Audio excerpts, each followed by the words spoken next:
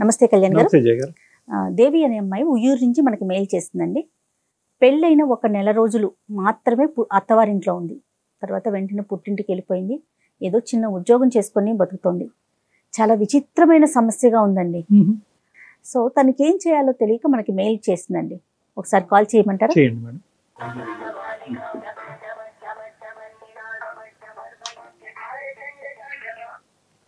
Hello hello, దేవి గారండి, నేను జయానండి, అందమైన జీవితం ప్రోగ్రామ్ నుంచి కాల్ చేస్తున్నాను. నమస్తే మేడం. నమస్తే దేవి. నమస్తే అండి. మీరు మెయిల్ చేశారు, డాక్టర్ గారితో మాట్లాడాను, డిస్కస్ చేశాను మీ విషయం. మరి మీరు కూడా ఒకసారి మాట్లాడతారా? నాతో పాటు డాక్టర్ గారు కూడా స్టూడియోలో ఉన్నారు. మాట్లాడతాను మేడం. ఎస్, దేవి అండి, ఉయ్యూరు నుంచి. దేవి నమస్తే అమ్మా. నమస్తే సార్. ఎంతమ్మా వయసు? సార్ నా వయసు 23 సంవత్సరాలు సార్. ఏంటమ్మా ఏ మ్యాటర్ గురించి మాట్లాడడానికి చేశారు? నాకు చిన్నప్పటి నుంచి పేరెంట్స్ లేరు. చిన్నప్పుడు చనిపోయారు. 10 ఇయర్స్ ఏజ్ ఉన్నప్పుడే. అయితే మా మేనత్త గారు నన్ను డిగ్రీ వరకు చదివించారు సార్ కష్టపడి. చుట్టాలందరూ కూడా మమ్మల్ని చాలా బాగా చూడలేదు. ఇంకా నాన్నగారు అమ్మగారు చనిపోయాక ఇంకా ఆమె దగ్గరికి తీసుకుని మమ్మల్ని చూశారు. అన్నదమ్ములు ఎవరు లేరు? అక్క చెల్లి గాని? నేను ఒక్కదాన్నే సార్. ఒక్కదాన్ని. అవును సార్. ఏ వయసు నుంచి మేనత్ దగ్గర ఉన్నావమ్మా? సార్ నేను 12-13 సంవత్సరాల దగ్గర నుంచి ఉన్నాను సార్. అప్పుడు ఇద్దరు అమ్మగారు నాన్నగారు కూడా చనిపోయారు సార్. చెప్పమ్మా దేవి. చెప్పమ్మా. అయితే మా మేనత్త గారు ఒక సంబంధం చూసి పెళ్లి చేశారు సార్. అంటే మా ఇంటికి వచ్చి మరి నన్ను చూసుకుని కావాలి, ఈ అమ్మాయి కావాలని చెప్పి ఒక 1 మంత్ 2 మంత్స్ వరకు తిరిగి నన్నే కావాలని కోరుకుని వాళ్ళు చేసుకున్నారు సార్ మ్యారేజ్. ఓకే అమ్మా. కట్నం కూడా ఏం తీసుకోలేదు. వాళ్ళు కొంచెం బాగా రిచ్ పీపుల్. బాగా అంటే కొంచెం బాగా ఫైనాన్షియల్, మొత్తం కంప్లీట్ సెటిల్డ్. ఓకే. నువ్వేం చదువుకున్నావమ్మా? నేను డిగ్రీ చదువుకున్నాను సార్. ఎవరుంటారో అతనితో పాటు? ఉమ్మడి కుటుంబం? ఉమ్మడి కుటుంబం సార్, అందరూ కలిసి ఉంటాము. పెళ్లికి ముందు మాట్లాడేవమ్మా అబ్బాయితో ఒక నిర్ణయం తీసుకునే ముందు? మాట్లాడాను సార్. మాకు పెళ్లికి కూడా పెద్ద టైం ఏమీ లేదు సార్. ఓన్లీ ఒక 1 మంతే సార్. వాళ్ళు ఎమ్మటే చూసుకున్నారు. అదే మంత్ లో పెళ్లి చూపులు, ఎంగేజ్మెంట్ అన్ని సంబంధించిన అన్ని అయిపోయినాయి సార్. నువ్వు మొత్తం మేనత్త మీద భారం వేసి బాగుందిలే ఆవిడ కరెక్టే నిర్ణయం తీసుకుంటది కాబట్టి అన్నట్టుగా నువ్వు వెళ్ళావు. మరి నన్ను చిన్నప్పటి నుంచి పేరెంట్స్ లేకపోయినా పెంచి చూసుకున్నారు కదా సార్. మేనత్ ఎప్పుడు బాగానే చూసుకుందామా నిన్ను? మేనత్ గారు బాగానే చూసుకున్నారు సార్. తనకున్న దాంట్లోనే పెంచి పెద్ద చేసి అన్ని చూసుకున్నారు. వాళ్ళ పిల్లలతో పాటు సమానంగా చూసుకున్నారు. వాళ్ళకి కూడా పిల్లలు ఉన్నారా? అత్తయ్య కూడా ఉన్నారు సార్. చిన్న వాళ్ళు నాకన్నా ఏజ్ లో. నీకు అంతకు ముందు ఎన్ని సంబంధాలు వచ్చినాయి అమ్మా? ఇది ఒకటే ఫస్ట్ సంబంధమే ఎస్ అని చెప్పారా? అంతకు ముందు వేరే సంబంధం అయితే ఇదే ఫస్ట్ వచ్చింది సార్. వాళ్ళు బాగా ఎంక్వైరీ చేసుకుని అన్ని గమనించుకుని మీ దాకా వచ్చారు. నా దాకా వచ్చి అంతా ఎంక్వైరీ చేసుకుని మా మేనత్ తో మాట్లాడి ఇళ్ళ పక్కన వాళ్ళతో మాట్లాడి ఒప్పించుకుని కావాలి అని చెప్పి చేసుకున్నారు సార్. Okay okay. పెళ్లి బాగా జరిగిందమ్మా? వాళ్ళు 10 లక్షల వరకు ఖర్చు పెట్టుకుని చేసుకున్నారు సార్. వాళ్ళతో వాళ్ళ రేంజ్ కి తగ్గట్టుగా. ఇప్పుడు ఏంటమ్మా సమస్య ఏంటి దేవి? నన్ను పెళ్లి చేసుకుని తీసుకుని వెళ్ళి ఒక మాట అన్నాడు. ఏంటంటే మా వదినికి పిల్లలు ఉంటే నేను అసలు పెళ్ళే చేసుకోకపోయేవాడిని.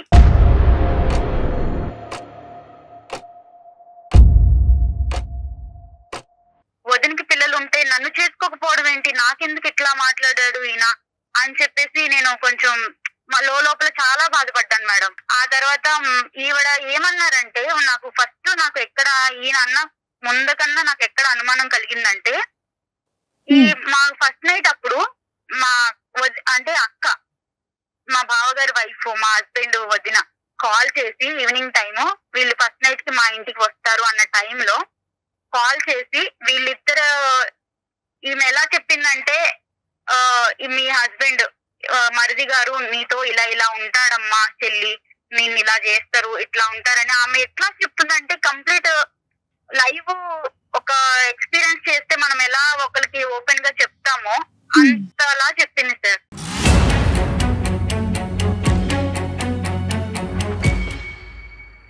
నా భర్త ఎలా అనేది ఆమెకి ఎలా తెలుసు, ఇలా చెప్పడం ఏంటి అనేది నన్ను బాగా చెలించేసింది. లోపలికి చాలా ఫీల్ అయిపోయాను.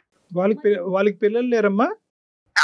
పిల్లలు లేరు సార్. ఇక్కడ పాయింట్ అక్కడే స్టార్ట్ అయింది సార్. వీళ్ళకి పెళ్లి, మా ఆయన నన్ను పెళ్లి చేసుకోవడానికి ఎంత రీజన్ అది కూడా ఆమెకి పిల్లలు లేకపోవడమే సార్.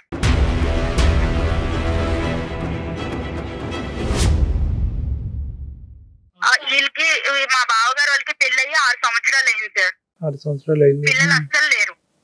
చాలా మందులు వాడారు, చాలా పెద్ద పెద్ద హాస్పిటల్స్ కి వీళ్ళకి ఉన్న డబ్బులు మొత్తం చాలా వరకు దానికే ఖర్చు పెట్టారు. అయితే 6 సంవత్సరాల వరకు పిల్లలు లేరు.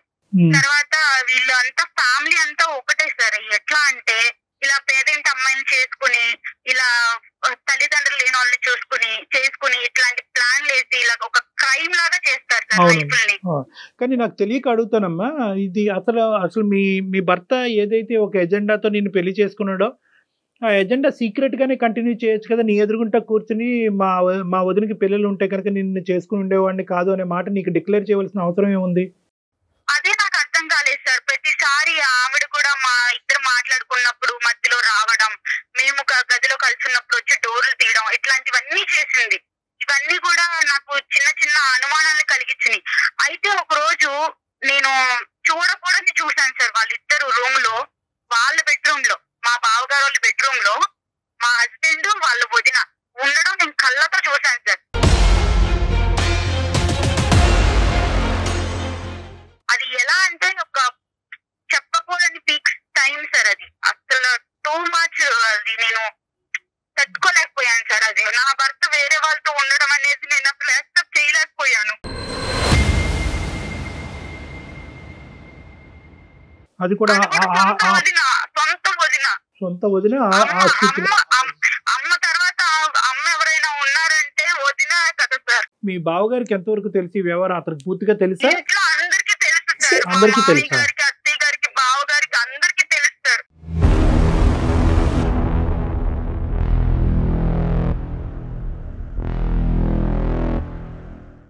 అందరికీ తెలుసు. కూడా నాలాగా లేని పరిస్థితి నుంచి వచ్చి తామని కూడా అలాంటి ఇంటి నుంచి చేసుకున్నారు. వీళ్ళు ఇద్దరు అన్నదమ్ములు కూడా లేట్ మ్యారేడ్ సార్. సరే, బావగారికేమో 40 ఏళ్ళకి పెళ్లి చేశారు, మా ఆయనకేమో 38 ఏళ్ళకి పెళ్లి చేశారు, నాకేమో 23 సంవత్సరాలు. ఎంత గ్యాప్ చూడండి సార్. సరే నాకు పెళ్లికి ముందు చెప్పలేదు సార్ వీళ్ళు ఇవేమి, తర్వాత చెప్పారు. చెప్తే నువ్వు ఎందుకు చేసుకుంటావు కానమ్మా. వీళ్ళందరూ ఏంటంటే అలాంటి బకరాలను ఎదుర్కొని ఎవరైతే కనుక దిగు స్థాయి దిక్కులేనటువంటి వాళ్ళు ఉంటారో, ఎదురు దాడి చేయరు, ఎటువంటి ప్రశ్న అడగరు, ఒక మూలన పడి ఉంటారు. అయినా కానీ నిన్ను చేసుకోవటం ఎందుకమ్మా? ఇప్పుడు అంటే పెళ్లి అనే ఇప్పుడు వాళ్ళ వదినతో నిజంగా ఆ వ్యవహారం నడిపిస్తే కనుక ఆ ట్రయాంగిల్ లవ్ స్టోరీ అలాగే కంటిన్యూ అవనియండి. మధ్యలో నిన్నెందుకు తీసుకొచ్చారంటే ఎందుకు బలి చేశారు అసలు? అది లవ్ కాదు సార్, అది ఒక రకమైన కామం అన్నమాట. నీ దురదృష్టం ఏంటంటే కనుక ఇక్కడ కట్నం అడగకుండానే చేసుకున్నారు, పెద్దింటి కుటుంబంలో చేసుకున్నారు, తల్లి లేని పిల్లని చేసుకున్నారు, జాలిపడి చేసుకున్నారు అనే యాంగిల్లో ఎంతో కొంత ఒక వ్యవహారాన్ని కనుక్కోకుండా, ఎందుకంటే ఇలాంటివి ఎక్కువ దాగేటటువంటి కాదమ్మా. సార్ వీళ్ళకి ఫస్ట్ నుంచి కూడా రిలేషన్ ఉందని చెప్పేసి చుట్టుపక్కల వాళ్ళకి, ఇంట్లో పనిచేసే ఒక పని ఆవిడికి, అందరికి కూడా వీళ్ళ మీద చిన్న అనుమానం అనేది ఉంది సార్.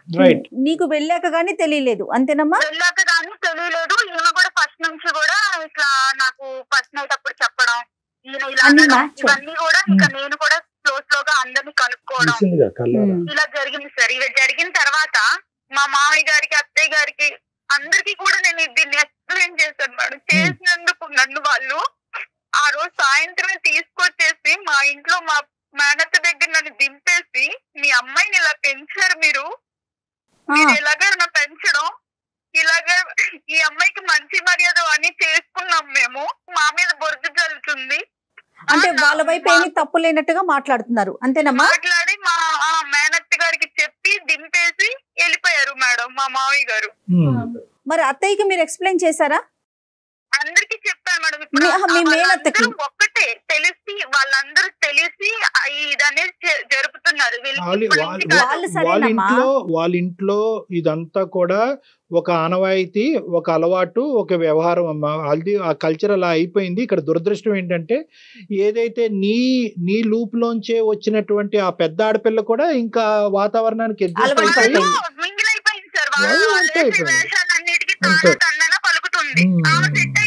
మీ మేనత్త కూడా నిన్ను అర్థం చేసుకోలేదా? ఆవిడేమంటారు? చేసుకున్నావు అక్కడ, అందుకే వాళ్ళు తీసుకొచ్చి దింపారు. ఏం జరిగిందో చెప్పంటే ఇదిగా నాకు చెప్పాను. అయినా కూడా అలా ఎలా చేస్తారు అంటే వీళ్ళని ఎలా నమ్మించేశారు వాళ్ళు. నమ్మట్లా. సో నువ్వేదో ఇక్కడ కావాలని నాటకం ఆడి నీ జీవితాన్ని నువ్వు పాడు చేసుకుంటున్నావు అనేటటువంటి ఆలోచన మా అందరికీ కూడా ఇక్కడ ఏ కోసాన్ని కూడా మాకు లేదు. ఏమన్నా మాట్లాడదామా కళ్యాణ్ గారు? సార్ నేను ఏంటంటే ఇప్పుడు నా జీవితం అనేది పెద్ద క్వశ్చన్ మార్క్ లో పెట్టేశారు సార్. ఇప్పుడు నేను దానికి సమాధానం వెతుక్కోలేకపోతున్నాను. ఎంతకాలం అక్కడ కలిసి ఉన్నావమ్మా? ఎంతకాలం కుటుంబంలో ఉన్నావు? నేను ఒక 20 రోజులు 22 రోజులు అట్లాగే కలిసి ఉన్నాను సార్. నెల లోపే సార్. ఈ 2 years పాటు, ఈ 2.5 years పాటు మీ ఇద్దరి మధ్యన కమ్యూనికేషన్, మెసేజెస్, అతను మీ ఇంటికి రావటం నెంబర్లన్నీ బ్లాక్ చేసేసారు. నేను అక్కడ నుంచి వచ్చాక కూడా నేను కాల్ చేస్తున్నానని చెప్పేసి నా నెంబర్ బ్లాక్ చేసేసారు సార్. వాళ్ళ ఇంట్లో వాళ్ళకి చేస్తే మా అబ్బాయికి ఫోన్ చెయ్యొద్దు, మా అబ్బాయితో మాట్లాడొద్దు, ఏదన్నా ఉంటే నువ్వు పెద్దోళ్ళని తీసుకొచ్చుకో, మాట్లాడుకో, నువ్వేమి ఇట్లా కాల్ చేసినంత మాత్రాన్ని నీకు ప్రేమ ఉందని మేమేం కరిగిపోము, నువ్వు పెద్ద మాట్లాడాల్సిన మాటలు మాట్లాడి నిందలేసి వెళ్ళిపోయావు. అసలు నువ్వేం ఎక్స్పెక్ట్ చేస్తున్నావమ్మా? ఇప్పుడు ఏం లేదు మేడం, అటు నాకు డైవర్స్ ఇవ్వట్లేదు, ఇటు నన్ను తీసుకువెళ్ళట్లేదు. ఈ పెద్ద మనుషులు తీసుకెళ్ళి మాట్లాడినా కూడా అది ఉపయోగం లేకుండా పోయింది. వాళ్ళకున్న ఇన్ఫ్లుయెన్స్ తో ఏమేమో మాట్లాడి మమ్మల్ని మ్యానిపులేట్ చేసేసారు. ఇక్కడ నాకు ఎటు క్వశ్చన్ లేక నేను మా యూర్ ఓపెన్ టు ఆల్ కదా. అంటే ఒకటే నేను అడిగేది ఏంటంటే, యూర్ ఓపెన్ టు ఎవ్రీథింగ్ కదా. డైవర్స్ అయినా మళ్ళీ కలిసి వాళ్ళు ఏదైనా మార్పు వచ్చి ప్రత్యేకమైనటువంటి స్ట్రింజెంట్ కండిషన్స్ పెట్టుకుని అక్కడ నీకు కలిసి ఉండాలనే ప్రయత్నంతోనే నేను అందమైన జీవితానికి మెయిల్ చేశాను. కలిసి ఉండాలనే ప్రయత్నం. నేను ఆ ఇంట్లో వాళ్ళందరి మధ్యలో కలిసి అయితే ఉండలేను సార్ నా భర్తతో. ఇప్పుడు నీ భర్తని వాళ్ళు మౌల్డ్ చేసి, మాడిఫై చేసి, ఆ విధంగా ఉచ్చులోకి తీసుకెళ్లి పిల్లలకి అనేటటువంటి మెషిన్ లాగా పట్టుకెళ్లారనే ఉద్దేశమా నీకు? అంటే నీ భర్త ఇప్పటికీ నీ భర్తను నువ్వు ట్రస్ట్ చేస్తున్నావా? కాబట్టి భర్త బయటకు వస్తే కాపురం చేస్తానని అంటున్నావా? అవును సార్, అవును సార్. ఆ కుటుంబంలో వ్యక్తే కదా నీ భర్త కూడా. నువ్వు కుటుంబాన్ని వేరు చేయండి, నా భర్తను తీసుకురండి అంటున్నావు. నేను ఒక జాబ్ చేసుకుంటూ జాబ్ లో కూడా నాకు ఎన్ని అనుభవాలు ఎదురవుతున్నాయి సార్. ఒక పెళ్ళయ్యి అమ్మాయి పెద్ద నుంచి మళ్ళీ వచ్చి జాబ్ చేసుకుంటుంది అంటే ఎంత నరకం అనిపిస్తున్నానో ఒక ఆడపిల్లగా నాకు మాత్రమే తెలుస్తారు. రాకూడదు. వీలైనంత వరకు ఆ కుటుంబం నుంచి దూరంగా ఉండేటటువంటి ప్రయత్నం గురించే మేము కూడా ఒక ఎఫర్ట్ పెడతాం అమ్మా. కాదు కూడదు అతని వ్యవహార శైలి అలాగే ఉందనుకోండి, అప్పుడైనా డైవర్స్ తీసుకుని నీ మటుకు నువ్వు బతికేటటువంటి, నీ కాలం మీద నువ్వు బ్రతికేటటువంటి ధైర్యం నీకుందా? ఉంది సార్. నేను ఇప్పుడు ప్రెజెంట్ జాబ్ చేసుకుంటున్నాను. ఇష్యూ తేలాలంతే నీకు. అంతేనమ్మా. అవును సార్. నా జీవితం ఎందుకు క్వశ్చన్ చేశారు, నన్ను ఇలా ఎందుకు మోసం చేశారు, ఎంతమంది అమ్మాయిలు జరుగుతుంది. అర్థమైందమ్మా. నువ్వు రెండు అదే నేను ఇందాక చెప్తున్నాను కదా, నువ్వు అన్ని డైరెక్షన్స్ ఓపెన్ గా ఉంచితే కనుక మాకు ఈజీ అవుతుంది. లేదండి ఎలాంటి మనిషి అయినా పర్వాలేదు అతనితో పాటే నేను ఉంటాను అంటే కనుక మా ముందు కాలం బంధం వేస్తాను. నేను వెళ్తాను సార్ వేరు కాపురం. లేదు డైవర్స్ ఇస్తానన్నా నేను దేనికైనా సిద్ధంగా ఉన్నాను. నా జీవితానికి ఒక సమాధానం అనేది కావాలి. సరే నెంబర్ ఫోన్ పిక్ చేస్తున్నాడు అతను, ఇట్లా బ్లాక్ చేశాడు. బ్లాక్ చేసేసారు మేడం. ఒక పని చేయమ్మా, నాకు ఒక్కసారి నువ్వు వాట్సాప్ మెసేజ్ పెట్టు, నేనే కాల్ చేస్తాను అతనికి. అలాగే మేడం, అలాగే.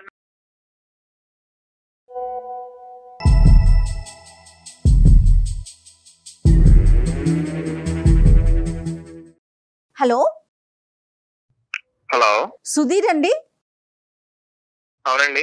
దేవితో ఇంతకు ముందే మాట్లాడాం మేము. దేవి మీ భార్య 2.5 సంవత్సరాల క్రితం కలిసి కాపురం చేసిన మీ భార్య. ఏదో ఒక ఇష్యూ చెప్తా ఉంది సుధీర్. తన్ని మీరు పెళ్ళైన నెల రోజుల్లోనే పుట్టింట్లో వదిలేశారని, ఇప్పటికి 2 సంవత్సరాలు అవుతోందని, పెద్ద మనుషుల ద్వారా వచ్చినా కూడా సమస్యకి పరిష్కారం కావట్లేదు, నన్ను ఏం చేయమంటారు అని మాకు ఒక మెసేజ్ పెట్టింది. మేమే కాల్ చేశాము. సో తన ఫోన్ పిక్ చేయట్లేదని నేనే మీకు కాల్ చేయటం జరిగింది సుధీర్. అసలు ఏం జరిగింది ఏంటి అసలు నేను ఎందుకు ఎక్స్ప్లెయిన్ చేయాలి మేడం? అంటే ఇప్పుడు నేను ఎందుకు చెప్పాలి ఇదంతా? ఎవరు మాకా?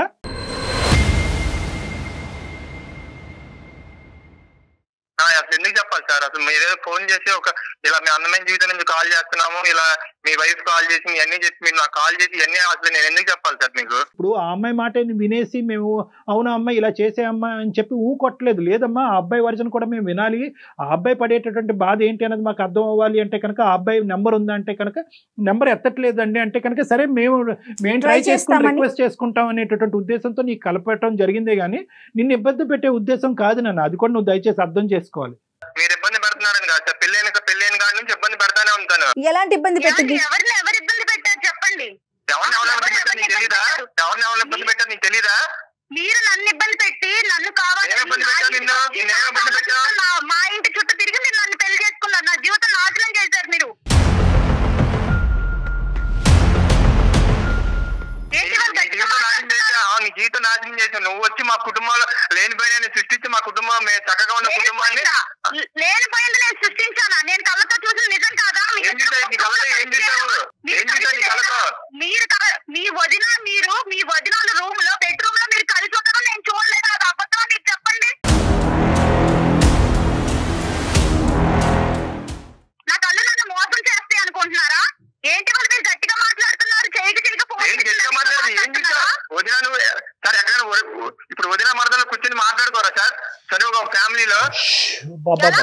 పడుకుంటారు, చేతులు పట్టుకుని చేతులు వేసుకుని మంచాల మీద అంటే సార్ ఆ రోజు మా వదిన వాళ్ళ పర్సనల్ ప్రాబ్లం ఏదో మా వదిన వాళ్ళ ఇంట్లో పర్సనల్ ప్రాబ్లం ఉంటే అది నాకు చెప్తుంది సార్. అది నువ్వు ఎవరికి చెప్పమాకని చెప్పి ప్రామిస్ తీసుకుని సార్. అది చూసుకుని తినేదో ఊహించేసుకుని డాక్టర్ గారు నేను చెప్పే అంత అబద్ధం డాక్టర్ గారు. నేను చెప్పేది అబద్ధం నీకు అంటే వదిన మనుషులు అంటే ఇంత చనువుగా ఉంటారని నాకు తెలియదు. మరి మీ ఇంట్లో నేను చూసేంత వరకు, నేను బయట చూసాను కానీ ఇలాంటివి చూడలేదు. మీ అంత చనువుగా నేను ఇగో ఇట్లా మంచాల మీద అంత చనువుకుంటారని నాకు ఇప్పుడే అర్థమైంది. ఒకటి సుధీర్, ఒక్క నిమిషం అమ్మ మాట్లాడమాక, నీకు అదే చెప్పాను లాస్ట్ టైం కూడా మీ అత్తని తీసుకొచ్చి మాట్లాడినప్పుడు. దేవి నువ్వు లేనిపోయిన క్రియేట్ చేయమాక. చక్కగా ఉన్న మా ఫ్యామిలీలోకి వచ్చి నువ్వు లేనిపోయిన క్రియేట్ చేసి ఇప్పుడు మా ఫ్యామిలీ మొత్తం డిస్టర్బ్ అయ్యేలా చేసావు నువ్వు. అసలు ఏం మాట్లాడుతావు నువ్వు? అసలు నువ్వు షోకి వెళ్ళాల్సిన అవసరం ఏంటి నీకు? దేవి రీసెంట్ గా అలా పుట్టాడు, ఎవరికి తెలుసు? ఎవరికి పుట్టాడంటే ఏమాట బుద్ధి ఉందా బుద్ధి లేదా అసలు నీకు?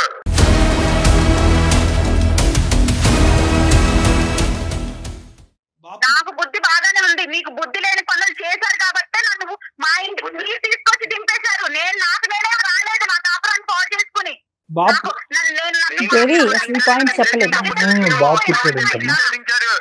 సరదా కాదు పెళ్లి చేసుకుని తీసుకెళ్లి దించడానికి నిన్ను. సరదా కాదా? నా జీవితానికి నా జీవితం మీకు సరదా అయిపోయింది, అందుకే నన్ను దింపేశారు మీరు. ఒక 2 minutes ఉండండి. ఇప్పుడు నేను అడిగేటటువంటిది ఒకే ఒక పాయింట్ ఏంటంటే, ఈ 16 రోజుల ఫంక్షన్ అప్పుడు మీరు ఆ విధంగా ఎందుకు చెప్పాల్సి వచ్చింది? అంటే పిల్లలు ఉండుంటే కనుక, వదినకి పిల్లలు ఉండుంటే కనుక అసలు పెళ్ళి అనేది రూల్ అవుట్ చేసేసి ఉండేవాడిని అనేది ఎందుకు అన్నారు మీరు? బేసిక్ గా నాకు పెళ్లి అనే దాని మీదే నాకు ఇంట్రెస్ట్ లేదు సార్. ఓకే, నేను సింగిల్ గా ఉందామనే పాయింట్ ఆఫ్ వ్యూ లోనే నేను ఫస్ట్ నుంచి ఉన్నాను సార్. ఇప్పుడు అదే మా వదినికి మా అన్నయ్యకి పిల్లలు ఉంటే ఆ పిల్లలతో నేను కొంచెం మంచిగా టైం స్పెండ్ చేసి నా లైఫ్ అలా లీడ్ చేస్తూ ఉండేవాడిని సార్. సో మా అన్నయ్యకి మా వదినికి పిల్లలు లేరు కాబట్టి. ఇప్పుడు ఆ అమ్మాయి సంగతి ఆలోచించావా? అంటే నేను దిక్కు లేక, ఏ పని పాటు లేక, నాకు అవసరం లేకపోయినా కూడా నేను తీసుకొచ్చి ఈ బెడ్రూమ్ లో కూర్చోబెట్టాననే ఉద్దేశం ఆ అమ్మాయికి కలుగుతుంది కదా. అక్కడి నుంచి ఆ అమ్మాయి ఆలోచన. డాక్టర్ గారు ఏమండి, మనకే పిల్లలు ఉంటే బాగుంటది కదా, అలా ఎందుకు ఆలోచించలేదు మీరు? నువ్వు వచ్చావు, మా అమ్మ బాగా చూసుకుంటది, మనకు పిల్లలు కలుగుతాయి అని నాతో ఎందుకు అనలేదు? ఆ మాట అనుకుంటే నీకు నచ్చినట్టు నువ్వు అనుకుంటా, నీకు నచ్చినవి అన్ని నువ్వు ఊహించుకుంటా ఉంటే మనకే పిల్లలు చెప్తున్నా. ఇంకొకసారి మాట అంటే బాగోదు చెప్తున్నా, మళ్ళీ చెప్తున్నా. మీరు ఏం బాగోదు ఏం చేస్తావు చెప్పు.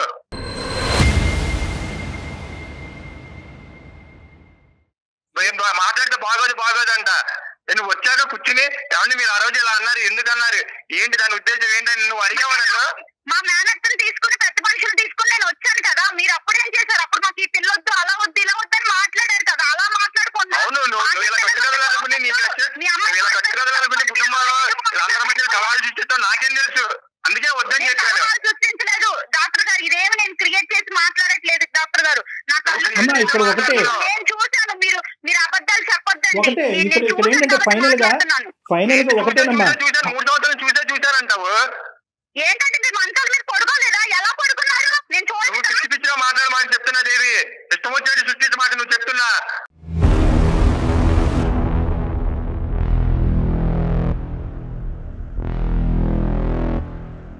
అదే తప్పు చేస్తే మీరు ఊరుకుంటారా? ఊరుకోరు కదా. ఊరుకోరు, ఎవరు ఊరుకోరమ్మా. అలా కదమ్మా, ఇవన్నీ కాదు అమ్మా. ఒకటి, at the end of the day నువ్వు మాకు ఈమెయిల్ పంపించడానికి ప్రధానమైనటువంటి కారణం ఏంటంటే, ఇన్ని లోపాలు ఉండేటటువంటి కుటుంబంలో నా భర్త ఇవన్నీ ఉన్నా కూడా నేను చూడకూడనటువంటి సిచ్యువేషన్ నా భర్త వాళ్ళ వదినతో చూసినా కూడా ఈరోజు నా భర్త అంగీకరించి బయటకు వస్తే కనుక అతనితో పాటు నేను ఉండటానికి రెడీ అని నువ్వు అంటున్నావు. దానికి అతను రెడీయా కాదా అన్నది ఫస్ట్ అది తేల్చుకుని దాన్ని బట్టి మనం మిగతా మాటలు మాట్లాడుకోవాలి. కానీ ఇంకా ఒకరి మీద ఒకరు ఇంకా సుధీర్ అది కాదు. ఇప్పుడు ఆ అమ్మాయి నీకు కావాలా సుధీర్? ఆ అమ్మాయిని మీరు స్వీకరించడానికి రెడీగానే ఉన్నారా? సార్ స్వీకరించడానికి రెడీగా ఉన్నారంటే సార్, తను మళ్ళీ వచ్చిన కాడి నుంచి మళ్ళీ ఏదో స్టోరీ క్రియేట్ చేసి మళ్ళీ వెళ్ళిపోతే మళ్ళీ ఎవరు సార్ రెస్పాన్స్? లేదు, ఇప్పుడు ఆ అమ్మాయి ఏంటంటే ఈ అంశాలన్నీ పక్కన పెట్టేసి మీ వదిన గారితోనూ ఇలాంటి ఇష్యూస్ ఇవన్నీ ఏం మాట్లాడకుండా, మళ్ళీ ఫ్యూచర్లో ఇవి రాకుండా, పాస్ట్ తవ్వకుండా ఆ అమ్మాయి అన్ని కూడా వెనక్కి పెట్టేసి మళ్ళీ మీ జీవితంలోకి రావడానికి రెడీగానే ఉంది. ప్రొవైడెడ్ ద కండిషన్ ఏంటంటే ఆ కుటుంబం నుంచి మీరు బయటకు విడికాపురం రావాలంట. దానికి మీరు రెడీ అయినా అని అడుగుతారు. ఉద్దేశం అసలు లేదు డాక్టర్ గారు, ఎందుకంటే ఆయన కోరుకున్నట్టుగా వాళ్ళ వదినికి బాబు కూడా పుట్టాడు డాక్టర్ గారు. నన్ను ఎప్పుడైతే వాళ్ళు దింపేశారో ఆ అమ్మాయి తర్వాత ప్రెగ్నెంట్ అయ్యింది. ఇప్పుడు వాళ్ళ ఇంట్లో బాబు కూడా ఉన్నాడు డాక్టర్ గారు. ఇంకా జరిగాక నన్ను ఇంకెందుకు తీసుకెళ్ళి ఏం మాట్లాడుతున్నావు? నీకు బుద్ధి బుద్ధి లేదా?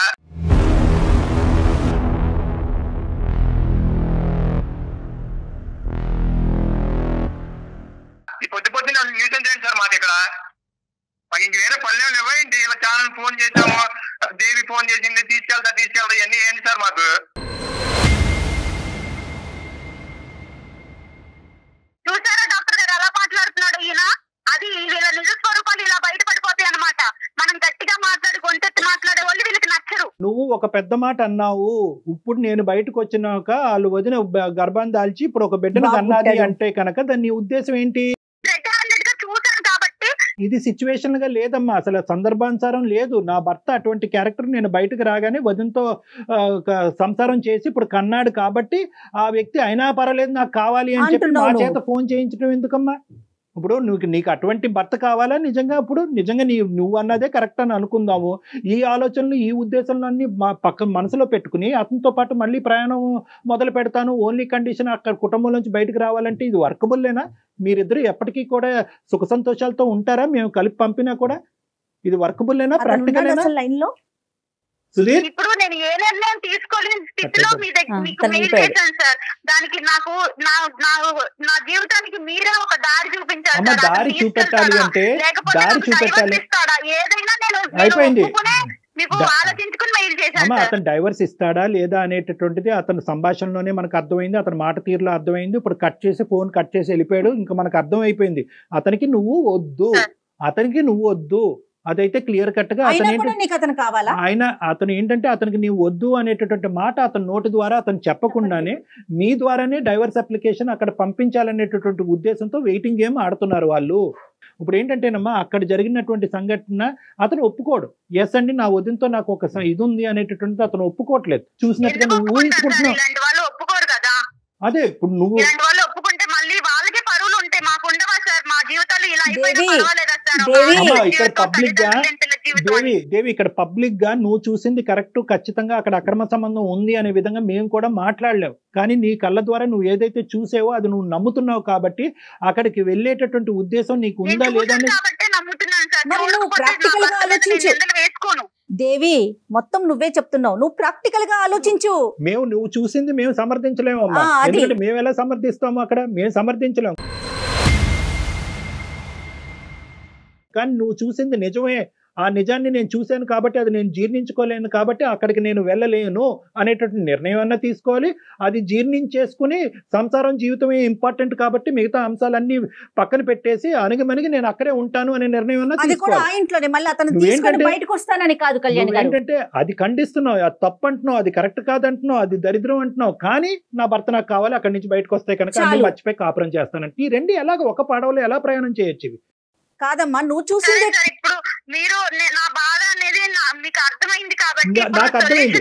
నేను ఒకే కంక్లూజన్ నేను చెప్తానమ్మా. ఇప్పుడు ఆ అబ్బాయి అయితే కనుక ఇది ఒక పేపర్ తీసి చింపేసినట్టుగా ఇది చింపేస్తున్నాడు. అదేమీ లేదు, కేవలం మా కుటుంబంలో విడదీయటానికి ఈ అమ్మాయి దాపరించింది కాబట్టి ఈ అమ్మాయిని తీసుకెళ్లి ఆ పుట్టింట్లో వదిలేయటం జరిగింది. మాకు ఇక్కడ ఎటువంటి అలాంటి బూత్ కార్యక్రమాలు ఏమి ఇక్కడ జరగట్లేదు, అటువంటి అంశాలు ఏమీ లేవు అని ఆ అబ్బాయి కళాఖండిగా చెప్పేశాడు. కాబట్టి ఆ అబ్బాయి తప్పు చేస్తున్నట్టుగా ఇలా పబ్లిక్ ఫోరం మీద మేము మాట్లాడటం అనేది కరెక్ట్ కాదు. వదినికి అతనికి ఇంకోటి ఏదో ఉంది అనేటటువంటిది ఇలా పబ్లిక్ ఫోరం మీద మాట్లాడటం కరెక్ట్ కాదు. కానీ at the end of the day okay అందు గురించి ఇక్కడ ఏంటంటే బాధితురాలు నువ్వే, జడ్జి నువ్వే. అదే నేను అంటున్నాను, బాధితురాలు నువ్వే, జడ్జి నువ్వే. నువ్వు కొద్దిగా ఓపెన్ మైండ్ సెట్ లో ఉండాలి. నువ్వు ఎంత ఇంప్రాక్టికల్ గా ఆలోచిస్తున్నావు అనే ఓపెన్ మైండ్ సెట్ తో నువ్వు ఉంటే కనుక నీ నిర్ణయం నువ్వే తీసుకోవచ్చు. ఇలాంటి వ్యవహారాలు నడిపించేటటువంటి భర్తతో పాటు నమ్మకంగా నేను ఎలాగా కాపురం చేయగలను, ఎలా నమ్మకంగా అతనితో కాపురం చేసి పిల్లలు కన్ను, ఇది ప్రాక్టికలీ ఇంపాసిబుల్. నెంబర్ 1. నెంబర్ 2 ఏంటంటే ఇక్కడ మోస్ట్ ఇంపార్టెంట్, అతనికి నీ మీద పూర్తిగా నమ్మకం పోయింది. అతను నీ మీద నమ్మకం ఏమి లేదు. ఈ అమ్మాయి ప్రేమ పోయింది, చచ్చిపోయింది. అతను ఒకటే ఉద్దేశం ఏంటంటే నేను అయిష్టంగా బలవంతంగా పెళ్లి చేసుకున్నాను. అయితే ఏంటయిందంటే కనుక కొద్దిగైనా కాంప్రమైజ్ అయ్యి నేను చెప్పేటటువంటి మాట విని నా లెక్క ప్రకారం ఉండేటటువంటి వ్యక్తిగా వచ్చుంటే కనుక నేను స్వీకరించేవాడిని. వస్తూనే మా కుటుంబాలను చిచ్చిరేపి ఎదురుదాడి చేసేటటువంటి వ్యక్తిని నాకు వద్దు అని చెప్పి చెప్పకుండానే అతను నీకు దండం పెట్టేశాడు. అతను సో ఇటువంటి వాతావరణంలో అసలు ఎంతవరకు అసలు 0.5% అయినా కూడా ప్రాక్టికల్ గా మీరిద్దరు సంసారం చేసుకుని ముందుకు వెళ్ళగలరా? No, I don't think it is practically possible. నువ్వే ప్రాక్టికల్ గా ఆలోచించట్లేదు దేవి. సారీ నేను ఇట్లా అంటున్నందుకు. నువ్వు చేయవలసింది ఏంటంటే నీకు కాపురం వద్దు, భర్త ఏంటి మేడం ఇప్పుడు నా జీవితం ఏమైతుంది? ఫస్ట్ నువ్వు లీగల్ అడ్వైస్ తీసుకో. మీ తరపు నుంచి మీరే డైవర్స్ తీసుకునేటటువంటి ప్రయత్నం చేయండి. ఒక లీగల్ నోటీస్ అనేది వాళ్ళకి పంపించండి. అన్ని సర్దుమనుగా నీ జాబ్ నువ్వు చేసుకో, నీ కాళ్ళ మీద నువ్వు నిలబడే ప్రయత్నం చేయి. ఇప్పుడు నీ క్లారిటీ వచ్చింది కాబట్టి, ఇంతవరకు నువ్వు ఒక కన్ఫ్యూజన్ లో ఉన్నావు కాబట్టి ఇప్పుడు నీకు వచ్చింది సార్. ఇప్పుడు తెలిసింది వాళ్ళ నిజ స్వరూపం అనేది ఫోన్ కాల్ బాగా క్లియర్ గా అర్థమైంది. సో నీకు ఏ దారి అయితే నువ్వు ఎత్తుక్కుంటూ వచ్చావు మా దగ్గరికి, ఆ దారి ఇది ఉందమ్మా అని అవైలబిలిటీ అనేటటువంటిది ఒక క్లారిటీ మేము ఇచ్చాము. నీకు ఆ కన్ఫ్యూజన్ క్లియర్ అయింది కాబట్టి ప్లీజ్ గో హెడ్ అండ్ నీ జీవితం ఏదైతే ఉందో ముందున్న జీవితాన్ని ఒక నమ్మకంతో ప్రయాణం చేయడానికి ప్రయత్నం చేయమ్మా. ఎవ్వరు మనతో తోడు రారు అమ్మా దేవి, మనకి మనమే ధైర్యంగా ఉండాలి. Okay thank you. Good luck అమ్మా, all the best. She's confused. నిదానంగా ఆలోచించుకుంటే తనకి ఒక క్లారిటీ వస్తుందండి. రైట్ కళ్యాణ్ గారు, నమస్తే.